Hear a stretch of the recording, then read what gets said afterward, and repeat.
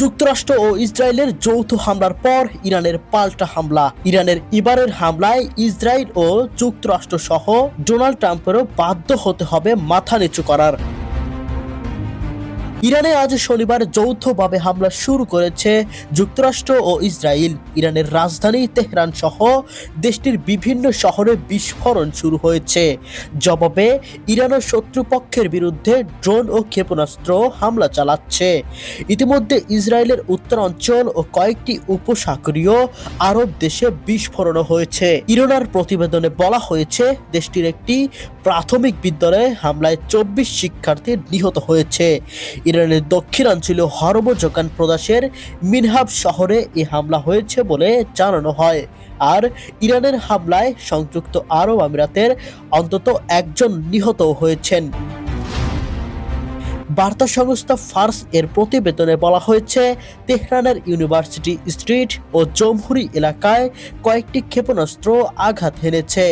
ঘটনাস্থলে থাকা আল জাজিরার প্রতিবেদক বলেন, শহরটিতে ধোঁয়া উঠতে দেখা গেছে।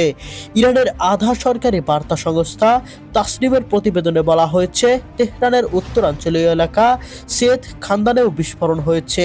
ইরানের অন্য সংবাদ মাধ্যমগুলোর প্রতিবেদনেও বলা হয়েছে, পশ্চিমাঞ্চলীয় ইলাম প্রদেশ সহ দেশ জুড়ে হামলার খবর পাওয়া গেছে।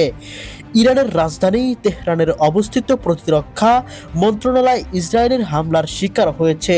এছাড়া গোয়েন্দা বিষয়ক মন্ত্রণালয়, পারমাণবিক শক্তি সংস্থা ও পশ্চিম সামরিক স্থাপনায় হামলাও হয়েছে।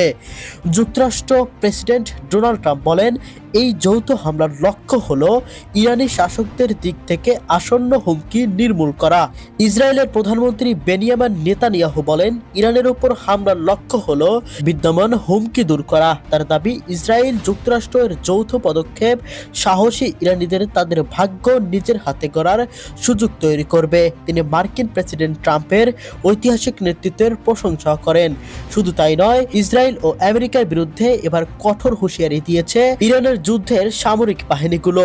এমনকি তারা জানিয়েছে, এই যুদ্ধ যদি না থামায়, ইসরায়েলের কিছু উত্তরাঞ্চল উড়িয়ে দেওয়া হবে, আর এতে বিন্দুমাত্র পিছনে হাঁটবে না ইরান।